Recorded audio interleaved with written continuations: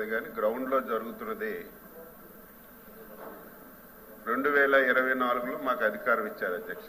మా జిల్లాను తీసుకుంటే మాకు ఉదాహరణ నా కాన్స్టిట్యున్సీ టెక్కలు కానీ కోట బొమ్మాలు కానీ సంత బొమ్మాలు కానీ తీసుకుంటే మాకు అధికారం వచ్చినప్పటికీ ఒక టాక్టిస్క్ అధ్యక్ష అది ఎన్ని టన్నుల లేకపోతే దానికి రేటా ఎత్తడానికి ఎంత ఇవన్నీ నేను దాని జోలికి పోలేదు. 8,500 రూపాయలు ఉండేది అధ్యక్ష. ఈరోజు అదే ట్రాక్టరు 1800కి ఇంటికి తెచ్చిస్తున్నారు అధ్యక్ష. కాంపిటీషన్ కూడా పెరగడం వల్ల వాళ్ళు డీజిల్ ఖర్చులు భరించి ఇంకా డిమాండ్ మేము 1000కి ఇస్తాం 1200కి ఇస్తాం ఆ టైప్ ఉంది. మీరు ఎంక్వైరీ చేయండి. ఈ రకంగా జిల్లాలో రేట్లు తగ్గి ప్రజలందరూ సంతోషంగా ఉన్నారు అధ్యక్ష. రెండవది విశాఖపట్నం అధ్యక్ష.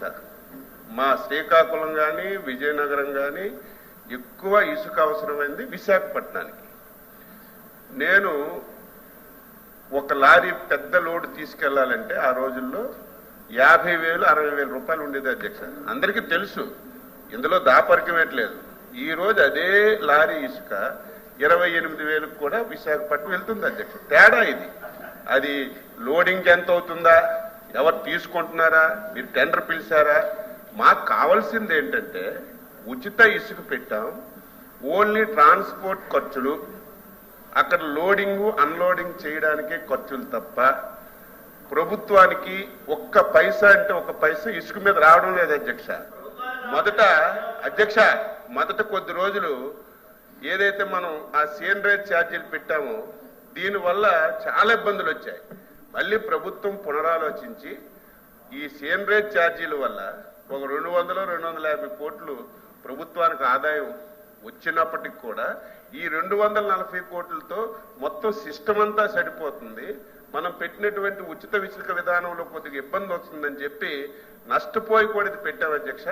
ఎక్కడైనా సరే ఈరోజు మేము జిల్లాకి ఇన్ఛార్జీల ముందు వెళ్తుంటే నేను ఒకవేళ ఎక్కడైనా పేపర్లో వచ్చినా సరే అధ్యక్ష, మీలాగేదో పేపర్లో పక్కన పడేయడం కాదు. ఈరోజు నేను 2 జిల్లాలకు ఇన్ఛార్జి మంత్రి ఉన్నాను, మా జిల్లాకు ఉన్నాను. పేపర్లో చూస్తే ఎక్కడైనా ఇసుక దందా కానీ రేట్లు ఎక్కువగా ఉంటే ఇమీడియట్గా కలెక్టర్కి ఆ మెసేజ్ పెట్టి ఇది వచ్చింది వెరిఫై చేయండి, మంచిగా చేద్దాం చూడండి, సరిచేయండి అని చెప్తున్నాం. మా ధ్యేయం ఏంటంటే ఉచిత విధానం కరెక్ట్గా అమలు అవ్వాలి, తక్కువ ధరకి లబ్ధిదారుడికి అందాలనేది రైతు అధ్యక్ష. ఇది గ్రౌండ్ లో ఉన్న రియాలిటీ మీ దృష్టిలో పెట్టాలని లేచాను తప్ప ఎవరిని విమర్శించాలని కాదు. సార్ ఇంకా క్లోజ్ చేయండి సార్. దీన్ని కాదు మంత్రి గారు చెప్పింది వచ్చి సత్యం అధ్యక్ష. విశాఖపట్నం అంటే నేను డీటెయిల్కి వెళ్ళకూడదు అని వెరిఫై చేసుకోమని అంతవరకే నేను కన్ఫైన్ అయ్యాను తప్ప నేను కాంట్రవర్సీ పోలేదు అధ్యక్ష. కానీ మంత్రి గారు చెప్పింది ఏంటంటే విశాఖపట్నం అని చెప్పారు అధ్యక్ష. విశాఖపట్నంలో 2024వ సంవత్సరంలో ఏదైతే వైసీపీ ప్రభుత్వం ఉంటున్నప్పుడు ఒక లారీ 10 టన్నుల లారీ 12,000 రూపాయలు దొరికేది అధ్యక్ష.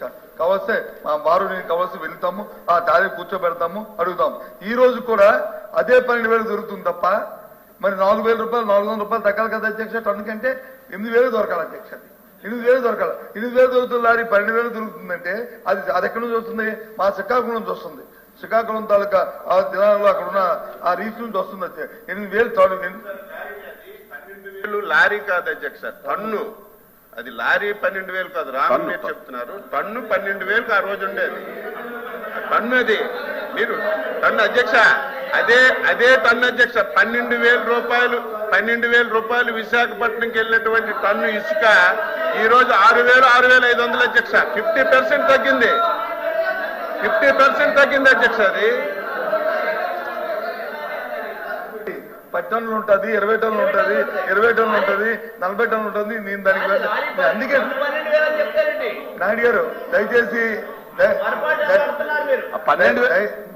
మంత్రి గారు ఒక్క నిమిషం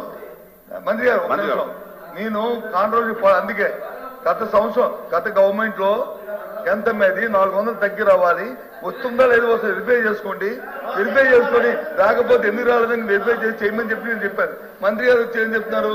మంత్రి గారు దానికి అప్పుడు కంటే ఇప్పుడు వచ్చి 20,000, 30,000, 40,000, 50,000 ఇవన్నీ ఇప్పుడు ఆయన చెప్పితే 10 టన్నుల లారీ 1,20,000 ఉండాలి. అంతేకాదు 12,000 × 10 1,20,000 ఉండవు. అంత సాధ్యమా? కాబట్టి లెక్కల్లో కొద్దిగా ఆలోచించుకుని మాట్లాడాలి. కానీ దయచేసి అది కాదు. నేను చెప్తుంది ఏంటంటే మీరు వెరిఫై చేసుకొని కాదు ఓకే ఫీల్ గుడ్ ఫ్యాక్ట్ తో ఉండండి, మాకే అభ్యంతరం లే. కానీ వాస్తవ